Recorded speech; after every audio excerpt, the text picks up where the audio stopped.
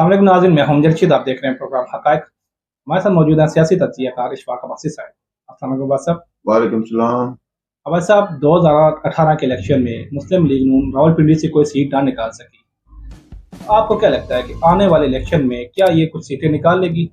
और मुस्लिम लीग नून के कौन कौन से उम्मीदवार मजबूत हैं आपकी नज़र में, बताइए। ये हमजद साहब बड़ा आपने अहम सवाल किया है।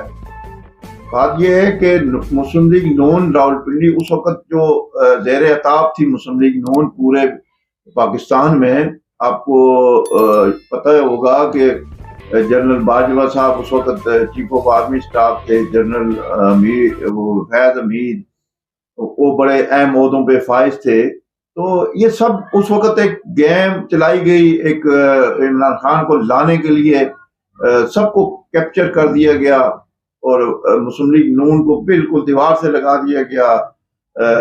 नवाज शरीफ और मरियम नवाज को जेल में रखा गया इस इलेक्शन के दौरान ताकि वो कैंपेन न कर सकें। तो ये सारे एक सोचे समझे मंसूबे के तहत हुआ है। तो पिंडी में अगर कोई सीट नहीं जीते ना, कुछ ये भी असरात थे इनके भी, लेकिन इसके साथ साथ कुछ असरात जो कैंडिडेट थे उनके भी थे। अब देखिए ना, जब इलेक्शन हो रहा था तो हनीफ अब्बासी जो यहाँ उम्मीदवार था मुस्लिम लीग नून का, वो एफिड्रेन केस उसका चल रहा था काफी टाइम से। तो वो एंड वक्त पे आके इलेक्शन वाले दिन, यानी इलेक्शन उसके 8-10 दिन पहले या 15 दिन 10 दिन पहले उनको सजा दे दी गई एफिड्रेन केस की। तो वो केस ही एफिड्रेन का था, वो सियासी बन गया। ज़ाहिर एक सियासी जो लोग होते हैं वो उसको सियासी बना लेते हैं। तो वो सियासी केस बन गया कि जी इन्होंने इलेक्शन के दौरान, इलेक्शन के करीब आके सजा दी। वो हनीफ अब्बासी जब सजा याफ्ता हो गए, वो उम्र कैद की सजा हो गई और रात को 11-12 बजे सुनाई गई और मैं भी मौजूद था उसी हाते में। अच्छा, वो सजा हो गई तो वो इलेक्शन ही मुलतवी हो गया। जब मुलतवी हो गया तो एमपीए का इलेक्शन हुआ, लेकिन एमएनए का नहीं हुआ। और एमएनए का बाद में जब सज्जाद खान को दिया गया टिकट ज़िमनी इलेक्शन में, वो ज़िमनी इलेक्शन हुआ। उस वक्त तक तो हुकूमत आ चुकी थी, इमरान खान की इक़्तिदार में आ चुके थे। उसके बाद जब ये ज़िमनी इलेक्शन हुआ, लेकिन सज्जाद खान ने अच्छा इलेक्शन लड़ा और मुस्लिम लीग नून के वर्कर जो है वो सज्जाद खान के साथ जुड़े हुए थे। उलमाम ने भी वोटें दी, लेकिन कुछ अनासर उसमें ऐसे थे, कुछ ऐसे लोग आए जिसकी वजह से सज्जाद खान वो इलेक्शन जीता हुआ इलेक्शन हार गया। यानी रात को 10 बजे तक वो खान साहब जो है वो जीत रहे थे और उसके बाद वो बंद हो गया आने रिजल्ट, और उसके बाद 2 बजे रिजल्ट आया जी, वो शेख राशिद शफीक जीत गया। उसमें जो मुस्लिम लीग नून के जो पार्टी के अहदेदार थे, जो टिकट होल्डर थे या उम्मीदवार पहले रह चुके, वो सब मुलव्वस थे और उसमें वाज़ेह हर चीज सामने है। लेकिन इस पर मुझे तो हैरत है कि मुस्लिम लीग नून ने तहकीकात क्यों नहीं कराई।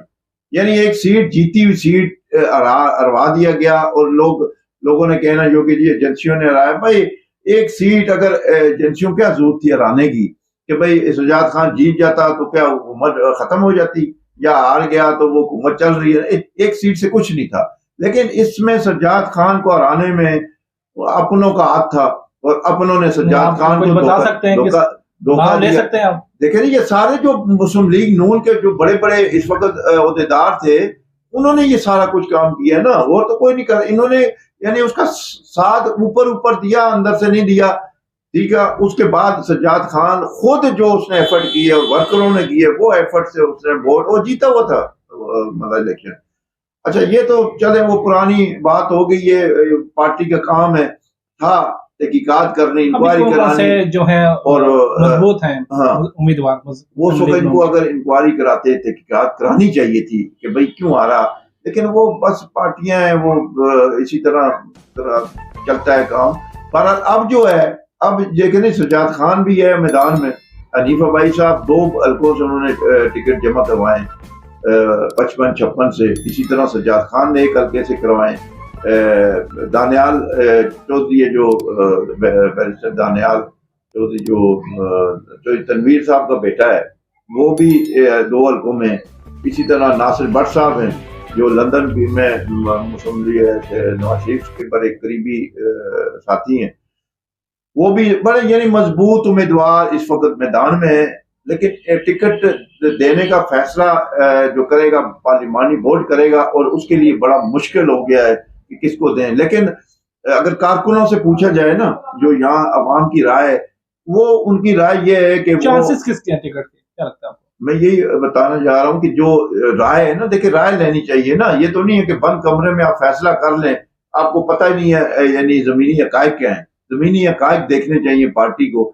اگر آپ کچھ چند لوگوں کے درمیان ہی سارے فیصلے ہوں گے، اس نے کہہ دیا اس کو دو، اس کو دو، چار بندوں نے کہہ دیا، نہیں، زمینی حقائق دیکھیں، زمینی حقائق کیا کہتے ہیں.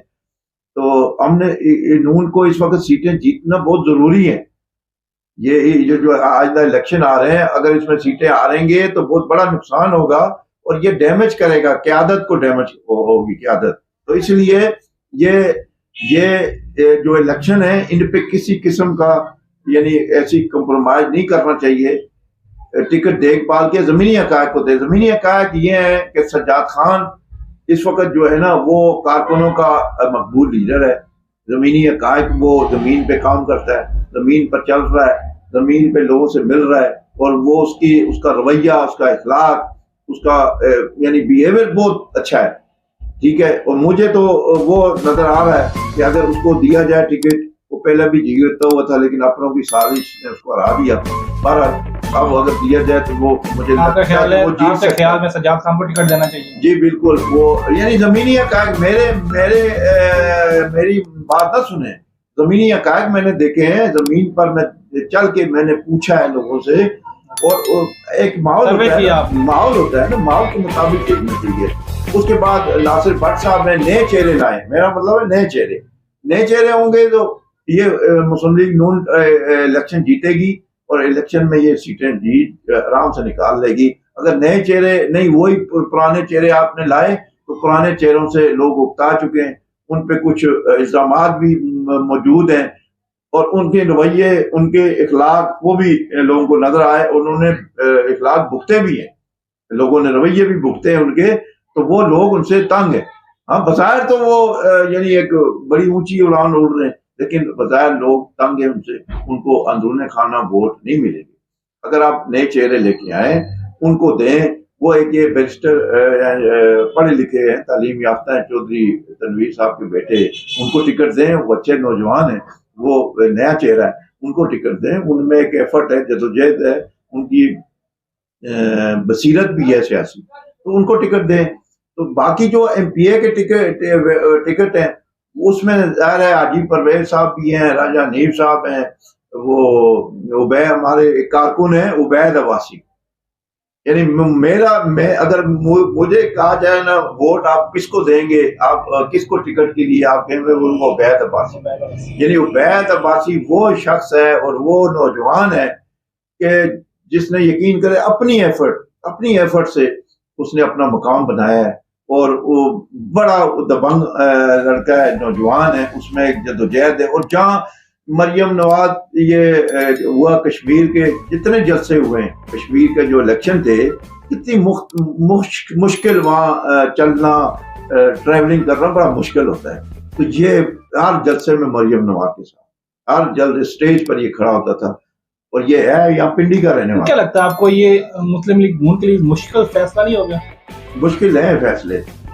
میں اس کی عبید عباسی کی بات کریں، جی جو گلگت بلتستان کا الیکشن ہوا وہاں بھی عبید عباسی آپ کے ساتھ، یہاں کہیں ہوتا تھا، لاہور ہوتا تھا، پنجاب میں کہیں بھی ہو عبید عباسی ان کے ساتھ. تو ایسے ورکر کو ٹکٹ دینا چاہیے میاں صاحب کو. اور میاں صاحب نے ویسے بھی کہا ہوا ہے، مریم نواز نے بھی کہا ہے کہ بھئی ہم نئے چہرے لائیں گے. اور دیرینہ کا تو یہ دیرینہ کارکن بھی ہے، نوجوان بھی ہے، بولنا بھی جانتا ہے، اور کارکنوں کا یہ مقبول لیڈر بھی ہے، مقبول بھی ہے کارکنوں میں. اور یہ میں ایک اور بات بتاتا چلوں، یہ وہ لڑکا ہے، یہ وہ نوجوان ہے جس جو میاں صاحب کی جو تاریخیں ہوتی تھی نا 2017-18 میں، لیکن 100 سے زیادہ تاریخیں بھگتی ہیں میاں صاحب نے.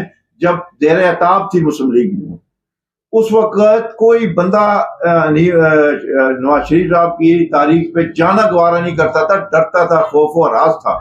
اس وقت کوئی بھی نہیں جاتا تھا. حالانکہ جو چیئرمین تھے یہاں پنڈی میں بھرمار تھی، چیئرمینوں کی، وائس چیئرمینوں کی، کونسلر کی، MNA کے جو ٹکٹ ہولڈر عہدیدار ایک بھی نہیں جاتا. یہ پنڈی یہ قریب تھا نا ہمارے کئی آدھا گھنٹہ لگتا ہے یہاں سے. آپ کی اپنی گاڑی کو 15 منٹ لگتے ہیں. تو یہ یہاں نہیں جاتے تھے. یہ وہ نوجوان لڑکا ہے اور اس کے ساتھی جو تھے 20-25 اس میں عورتیں بھی تھی, کوئی 10-12 عورتیں تھی, بندے تھے جو کارکن تھے. وہ صرف وہ لڑکے میں دیکھتا رہتا تھا. میں اس وقت دبئی میں تھا. میں اس وقت دبئی, اگر میں یہاں ہوتا شاید میں بھی وہیں کھڑا ہوتا ان کی لائن میں, لیکن میں اس وقت دبئی تھا. میں دبئی سے دیکھ کے مجھے بڑا فخر ہوتا تھا کہ یار یہ دیکھیں 20-25 لڑکے ہیں پوری, یعنی پنڈی اسلام آباد میں ڈھیر لگا ہے مسلم لیگ نون کے عہدیداروں کا سب کا.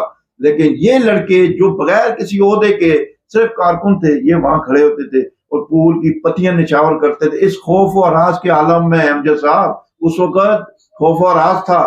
لوگ ڈرتے تھے میاں صاحب سے, جس جو ٹچ ہوا تو بس اس کے خلاف کیس نہ بن جائے. لیکن یہ 20 لڑکے جو 2 درجن کے قریب وہ مرد خواتین یہ وہاں جاتے رہے. ان کو میرا سلوٹ ہے, خراج تحسین پیش کرتا ہوں ان کو کہ انہوں نے اتنی محنت کی. آج میں میاں صاحب کو یہ کہنا چاہتا ہوں اس پروگرام کی وساطت سے کہ میاں صاحب ان لوگوں کو آپ بلائیں, ان کو بلائیں, اپنے پاس بلائیں, ان سے ملاقات کریں. یہی وہ لوگ تھے جو آپ کے پتیاں ڈالتے تھے آپ کے گاڑی پر. آپ کے انہوں نے 100 سے زیادہ پیشنٹ جس طرح آپ نے بکتی, یہ بھی صبح سویرے سردی گرمی خوف و ہراس ڈر خوف کے باوجود یہ جاتے رہے وہاں پر. لیکن آج ان کو وہ ان کا کوئی پرسان ہے.